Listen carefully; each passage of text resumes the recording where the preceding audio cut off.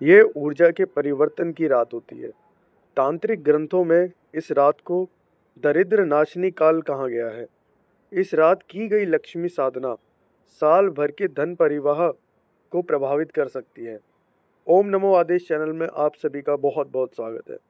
आज की इस वीडियो में मैं आप सभी को एक बहुत पावरफुल धन साधना के बारे में उसकी विधि देने जा रहा हूँ और उसके बारे में बताऊंगा कि कैसे आप इस साधना को फलीभूत कर सकते हैं और क्या आपको लक्षण मिलेंगे इस साधना को परिपूर्ण करने के बाद। पहले हम शास्त्रीय आधार पर जानते हैं। स्कंद पुराण में अग्नि को पाप दहन और ऊर्जा शुद्धि का प्रतीक माना गया है और लक्ष्मी तंत्र में लिखा है, यत्र पवित्र अग्नि और स्थिर संकल्प हो वहां लक्ष्मी का वास स्थिर होता है। होली का अग्नि तत्व क्या दर्शाता है? पुरानी रुकावटों को कम करता है, अशुभ ऊर्जा को जलाता है और नए आरंभ के संकेत देता है। ये बात होगी अग्नि तत्व की। अब हम बात करते हैं गुप्त लक्ष्मी साधना विधि के बारे में। ये साधना सच्ची श्रद्धा और नियम से करें तब ये बहुत ज्यादा अधिक फलीभूत होगी।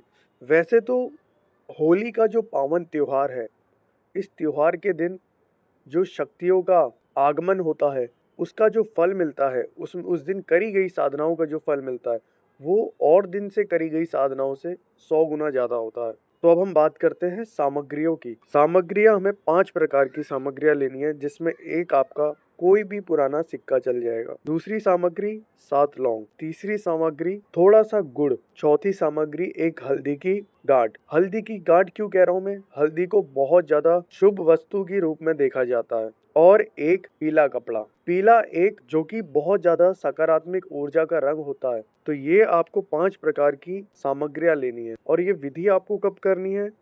होलिका दहन के समय आपको ये विधि करनी है, जिसके लिए आप पीले कपड़े में पहले एक सिक्का और हल्दी की गांठ बांधेंगे। अग्नि के सामने खड़े होकर आप एक संकल्प लेंगे। वह संकल्प में आपको बोलना क्या है? आपको यह बोलना है, मेरे जीवन की दरिद्र ऊर्जा इस पवित्र अग्नि में समर्पित हो, माँ महालक्ष्मी का स्थायी वास हो। इस तरीके से आपको ये संकल्प लेना है और इस संकल्प को आपको 7 बार बोलना है। तीसरी जो चीज करनी है, जो आपने 7 लौंग लिए थे और गुड़ लिया था, उसका क्या काम है? अब यहाँ पे उसका यह काम है कि आपको इसे अग्नि में, होलिका दहन की अग्नि में जो है अर्पण कर देना है और उसके बाद 108 बार ओम ह्रीं श्रीं महालक्ष्मी नमः का जाप करना है। इस तरीके से आप जो है इस मंत्र का जाप करेंगे और यह मंत्र का जाप आपको 108 बार करना है। उसके बाद आप जब घर आ जाएंगे अपने, तो घर पे क्या काम करना है आपने?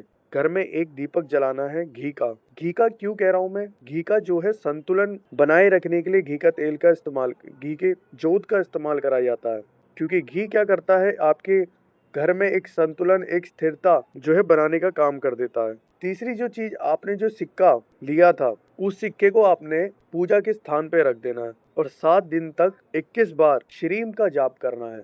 श्रीम एक बीज मंत्र होता है जो कि महालक्ष्मी का बीज मंत्र होता है। इससे आपके भीतर और आपके घर में लक्ष्मी तत्व की जागृति होना चालू हो जाएगी। अब इसमें फल की बात करते हैं। संकेत क्या मिल सकते हैं आपको? शास्त्र परंपरा के अनुसार 3 संकेत बताए गए हैं।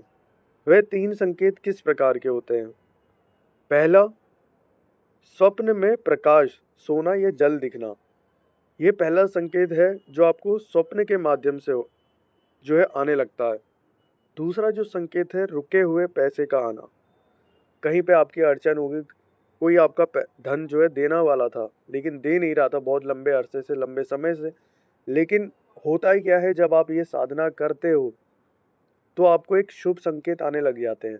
वह शुभ संकेत इस प्रकार से आएंगे कि आपका रुका हुआ धन का फ्लो जो है चालू हो जाएगा और अचानक अपॉर्चुनिटीज, नए अवसर आपको प्राप्त होने लग जाएंगे।